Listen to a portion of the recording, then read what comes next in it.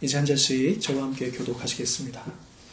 사무엘이 사울에게 이르되 내가 어찌하여 나를 불러 올려서 나를 성가시게 하느냐 하니 사울이 대답하되 나는 심히 다급하니이다. 블레셋 사람들은 나를 향하여 군대를 일으켰고 하나님은 나를 떠나서 다시는 선자로도 꿈으로도 내게 대답하지 아니하시기로 내가 행할 일을 알아보려고 당신을 불러 올렸나이다 하더라.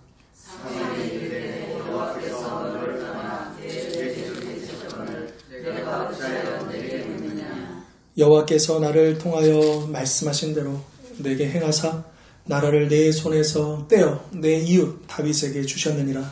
내가 여호와의 목소리를 순종하지 아니하고 그의 진노를 아말렉에게 쏟지 아니하였으므로 여호와께서 오늘 이 일을 내게 하셨고 여호와께서 이스라엘을 너와 함께 블레셋 사람들의 손에 넘기시리니 내일 너와 내 아들들이 나와 함께 있으리라. 여호와께서 또 이스라엘 군대를 블레셋 사람들의 손에 넘기시리라 하는지라. 사울이 갑자기 땅에 완전히 엎드렸더니 이는 사무엘의 말을 말미암아 심히 두려워하며 또 그의 기력이 나하였으니 이는 그가 하고 난 낮을 음식을 먹지 못하였습니다. 그 여인이 사울에게 이르러 그가 심히 고통당함을 보고 그에게 이르되 여종이 왕의 말씀을 듣고 내 생명을 아끼지 아니하고 왕이 내게 이르신 말씀을 순종하였사오니 그런즉 청하건대 이제 당신도 여종의 말을 들으사 내가 왕 앞에 한 조각 떡을 드리게 하시고 왕은 사시고 들어가실 때 기력을 얻으소서 하니 사울이 거절하여 이르되 내가 먹지 아니하겠노라 하니라. 그의 신하들과 여인이 강권하매 그들의 말을 듣고 땅에서 일어나 침상에 앉으니라. 여인이 그의 살찐 송아지가 있으므로 그것을 불장하고 가루를 가져다가 뭉쳐 골병을 만들어 부었으며 같이 읽겠습니다. 사울 앞에와 그의 신하들 앞에 내놓으니 그들이 먹고 일어나서 그 밤에 가니라. 아멘. 자, 지난 시간에 이 사울이요 결국 누구를 찾아갑니까? 신접한 자. 율법에서 엄히 금하고 있고요. 그리고 자신의 손으로 쫓아낸 그 신접한 자를 찾아가게 되는 것이죠. 자, 그러면서 그가 누구를 불러 올려달라고 부탁했습니다. 사무의 영을 불러달라고 부탁합니다. 여기서 우리는 이때의 사울이 얼마나 영적으로 파탄했는가 그것을 우리가 알 수 있는 거죠. 그러니까 하나님의 응답을 받지 못한다고 해서 지금 누구의 영을 찾아간 겁니까? 사탄의 영을 찾아가는 거예요. 여러분 오늘 본문에서 확인하는 이 사무엘 영, 이 사무엘이 진짜 사무엘이겠습니까? 아닙니다. 사탄이 사무엘을 가장해서 올라온 것이죠. 어찌 죽은 사무엘이 여기에 올 수가 있단 말입니까? 그리고 또 오늘 본문에서 이 사무엘은 그 사무엘이 아니라는 걸 확실히 알게 됩니다. 왜냐하면 정말로 진짜 사무엘이었다면 사울에게 이렇게 쌀쌀맞게 대하지 않았을 거예요. 왜냐하면 사무엘은 죽을 때까지 비록 그를 보진 않았지만 어때요? 그를 위해 슬퍼하였다라고 되어 있습니다. 만약에 정말로 진짜 사무엘이었다면 사울이 이 앞에 와서 자기의 상황을 얘기했을 때 사무엘이라는 뭐라고 얘기해 줬겠습니까? 회개하라. 아직 기회가 있다. 하나님 앞에 회개해서 다시 나아갈 수 있다라고 격려해주고 또 그를 이끌어주지 않았겠습니까? 진짜 사무엘이라고 한다면? 그러나 오늘 본문엔 사무엘을 가장한 이 사탄은 이제 지푸라기 잡는 심정으로 나온 사울을 더 두렵게 만들고 더 절망에 빠뜨리고 있다는 것을 우리는 보게 됩니다. 이게 사탄이 하는 짓인 거죠. 하나님의 영은 이렇게 하시지 않습니다. 하나님의 영은 우리를 두렵게 하시지 않습니다. 하나님의 영은 우리를 절망케 하시지 않습니다. 그런데 지금 이 사울이 하나님이 아니라 지금 악한 영을 따라간 거죠. 그가 지금 영적으로 완전히 멘붕 상태인 겁니다. 영적으로 파탄에 이르렀기 때문에 결국은 그가 붙잡을 수 있었던 것은 바로 악한 영밖에 없었다라고 하는 것이죠. 자, 그리고 오늘 이 사무엘처럼 보이는 이 영이요. 하는 말들을 들어보면 새로운 게 하나도 없어요. 이미 다 알고 있는 겁니다. 여러분 사탄이 그래요. 사탄이 하나님의 계획을 알까요? 몰라요. 새로운 정보가 하나도 없어요. 내 나라를 빼앗아서 내 이웃에 주겠다. 이미 하나님께서 사울에게 예언으로 주신 말씀이에요. 그렇죠? 그리고 여기다가 하나 더 붙입니다. 뭘 붙여요? 너 내일 죽는다. 여러분, 하나님이 이런 말 하시지 않습니다. 사단이기 때문에 사울을 완전히 무너뜨리기 위해서 그렇게 하고 있다라고 하는 것을 우리는 보게 되고요. 이것이 바로 사탄의 간교한 계략이구나. 우리는 그것을 분별할 줄 알아야 한다라고 하는 것이죠. 자, 그러므로 우리는 하나님이 아닌 그 누구도 그 무엇도 의지하거나 또한 두려워해서는 안 될 것입니다. 우주 만물을 창조하시고 다스리시는 하나님보다 이 세상에 더 강한 존재가 있습니까? 없습니다. 그리고 우리는 바로 그 하나님의 백성이요, 자녀입니다. 그렇다면 누가 우리를 건들 수 있겠습니까? 도대체 우리가 무엇을 두려워해야 하겠습니까? 그럼에도 불구하고 우리는 어떻습니까? 언제 다가올지 모르는 질병과 죽음 그리고 각종 사건과 사고를 바라보면 두려움이 엄습해오곤 하지요. 하지만 하나님은 우리에게 결코 두려워하는 마음을 주지 않으십니다. 만약 우리 안에 두려움이 더욱 커지고 있다고 한다면 그것은 바로 우리가 성령을 놓치고 있다고 하는 반증인 것이죠. 성령과 멀어지고 있다는 반증입니다. 우리가 성령을 붙잡고 있지 못하라고 하는 증거라는 거예요.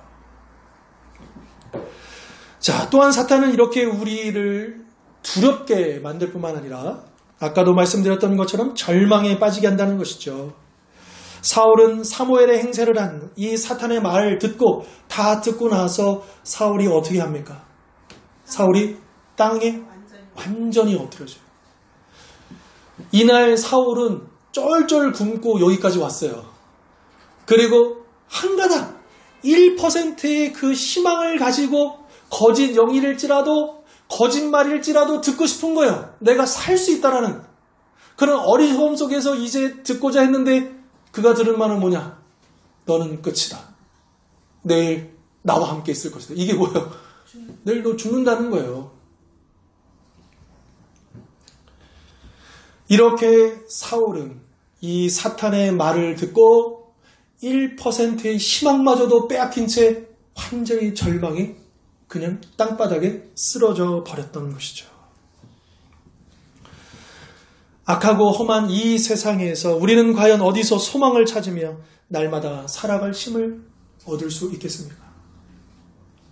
여러분, 이 세상에 누구를 찾아가면 여러분 살 소망을 얻을 수 있겠습니까?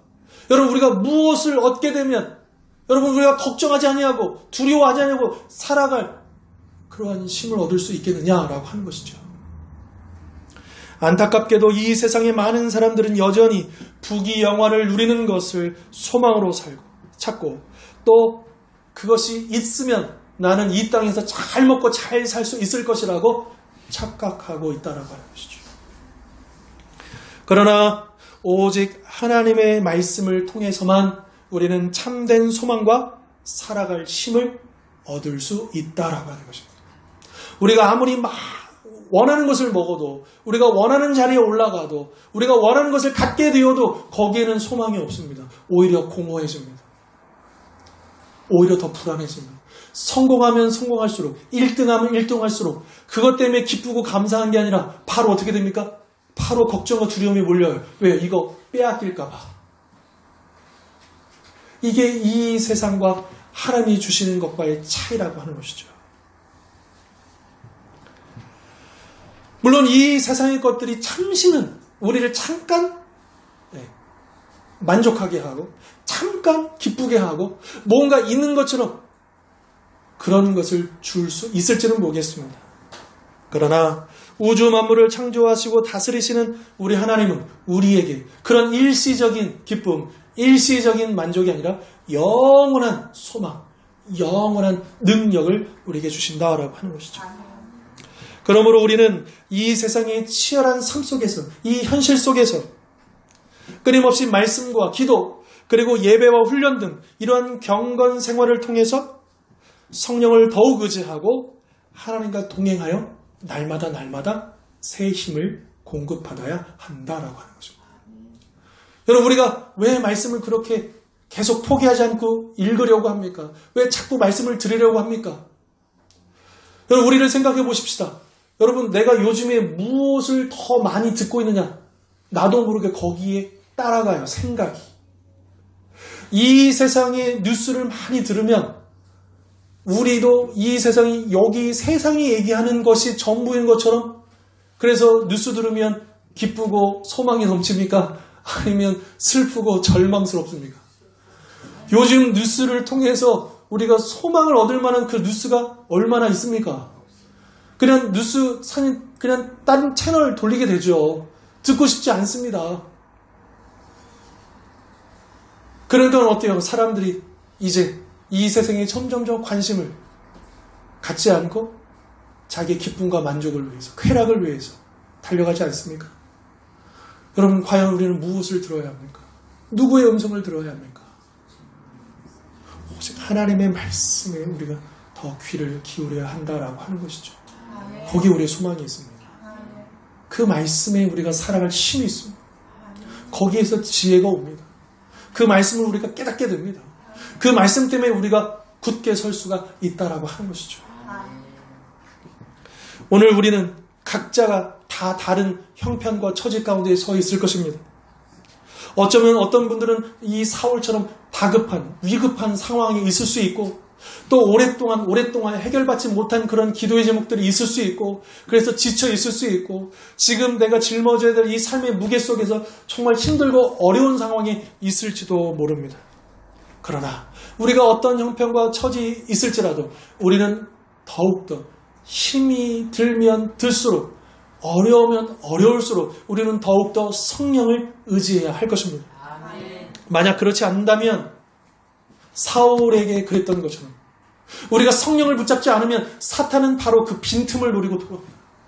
우리의 연약함을 파고든다는 것이죠. 우리의 이만큼의 두려움을 더 크게 찢어놓는다는 것입니다. 우리를 완전히 절망에 빠뜨리고 만다라고 하는 것이죠.